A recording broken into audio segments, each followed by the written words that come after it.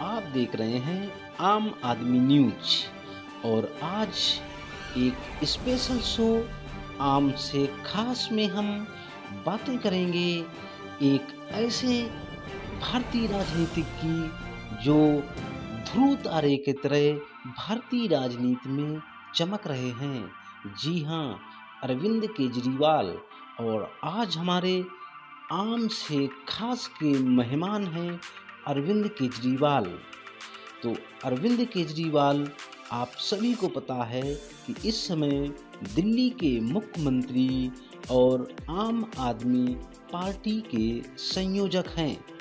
तो इनका जन्म 16 अगस्त 1968 को जन्माष्टमी के दिन हुआ था और इनके माता और पिता का ऐसा मानना है कि श्री कृष्ण भगवान जी की इन पर कृपा हमेशा बनी रहती है।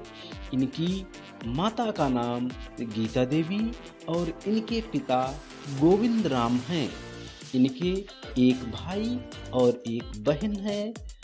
बहन का नाम रंजना और भाई मनोज केजरीवाल हैं। इनकी प्रारंभिक शिक्षा कैंपस स्कूल हरियाणा में शुरू हुई और बाद की शिक्षा इन्होंने क्रिश्चियन मिशनरी हाली चाइल्ड स्कूल सोनीपत में की और इसके तुरंत बाद इन्होंने आईआईटी की तैयारी प्रारंभ कर दी। इनको पहले ही प्रयास में आईआईटी परीक्षा जो होती है प्रवेश परीक्षा, उसमें उन्हें सफलता मिली और इनका जो है प्रवेश आईआईटी खड़गपुर मैकेनिकल इंजीनियरिंग में हुआ, जहां से इन्होंने बहुत ही अच्छे अंकों से मैकेनिकल इंजीनियरिंग की स्नातक डिग्री प्राप्त की। तो इसके बाद इन्होंने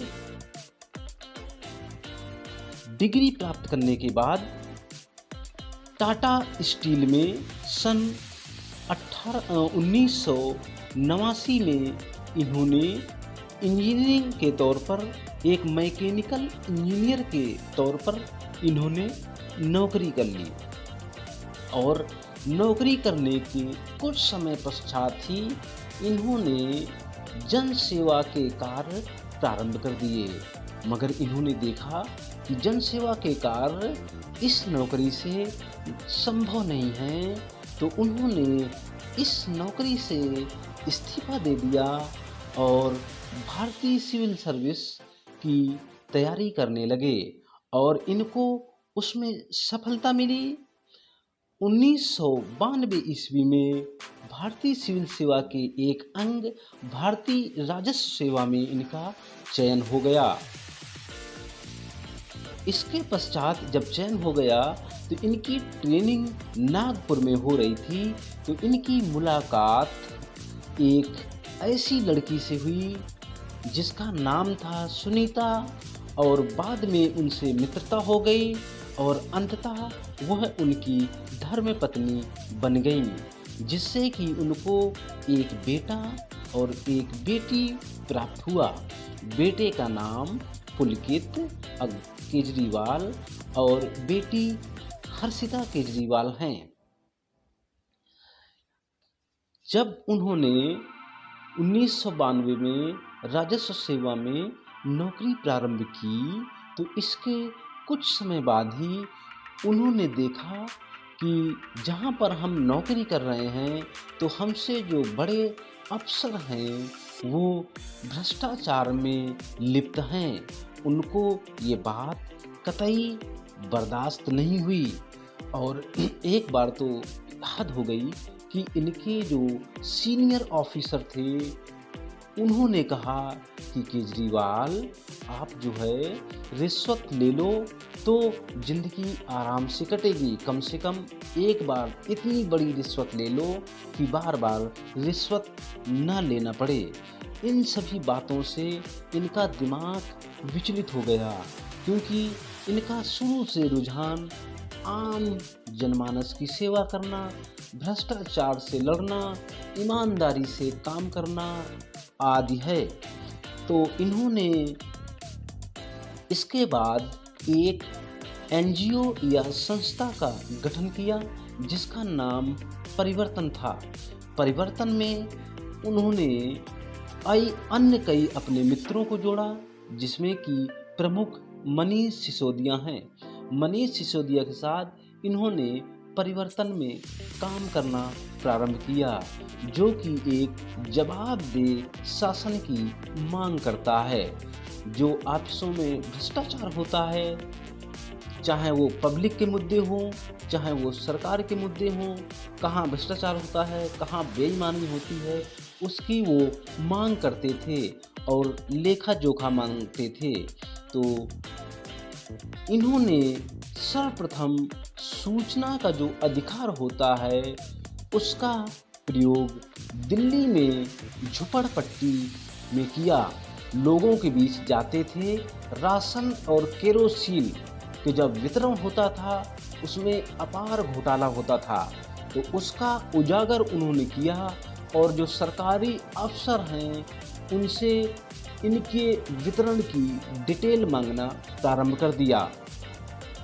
शुरू में इनको इस कार्य के लिए बहुत ही दिक्कतों का सामना करना पड़ा। लोग और जो भी सरकारी कार्मिक थे इनसे बड़े नाखुश रहते थे। कई बार इनकी झड़प, हाथापाई और कई बार तो ये पिटते हुए ही बचे, मगर ये अपने काम से कभी पीछे नहीं हटे। अंततः सन 2000 में इन्होंने नौकरी से विश्राम ले लिया और पूरी तौर पर जो परिवर्तन संस्था बनी थी उसमें काम करने लगे, लोगों के बीच जाने लगे और अब पूरा क्षेत्र अपना दिल्ली बना लिया। दिल्ली में कहीं भी किसी प्रकार की कोई अनियमितता होती थी या सड़क बनने में या किसी नौकरियों के जो भर्तियां होती थी उसमें घपला होता था, पब्लिक के मुद्दे होते थे, राशन वितरण, केरोसिन वितरण इत्यादि, बिजली के बिल में जो वितरण होता था उसमें जो भ्रष्टाचार था, बिजली विभाग में अपार भ्रष्टाचार होता था, उसका उजागर उन्होंने करना प्रारंभ कर दिया और इनको अपार इसमें सफलता मिली।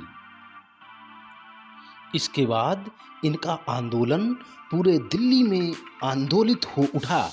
लोग इनके साथ जुड़ने लगे और इसी काम इतना इनका बढ़ चुका था कि जो इनकी नौकरी थी उसमें वो ध्यान नहीं दे पा रहे थे।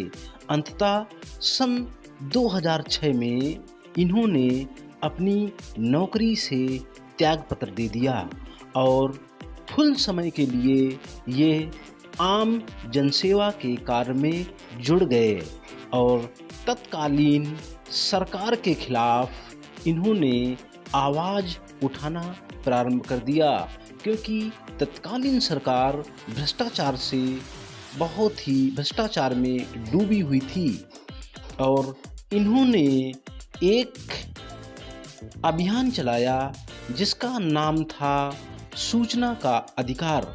इस अभियान के तहत इन्होंने प्रत्येक ऑफिस में किसी भी प्रकार की सूचना मांगने की बात करने लगे। अंततः ये आंदोलन में बदल गया और तत्कालीन जो दिल्ली सरकार थी उसको इसे कानून बनाना पड़ा और सन 2005 में दिल्ली में सूचना का अधिकार लागू हो गया, जो कि केजरीवाल के अथक परिश्रम का परिणाम है। इस प्रकार केजरीवाल ने दिल्ली में सूचना के अधिकार को लागू करवाया और अंत में इनके पुरस्कार की बात कर लेते हैं। सन 2004 में इनको अशोक फेलोशिप अवार्ड से नवाजा गया। 2005 में आईआईटी कानपुर द्वारा इन्हें सत्येंद्र दुबे मेमोरियल अवार्ड दिया गया। इनके काम ऐसे थे कि इनको लगभग हर संस्था ने सम्मानित किया है।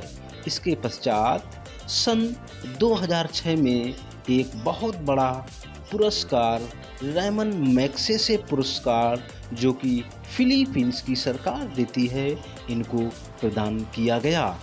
और इसके बाद सन 2013 में फॉरेन पॉलिसी द्वारा इनको सर्वश्रेष्ठ वैश्विक चिंतक का अवार्ड मिला।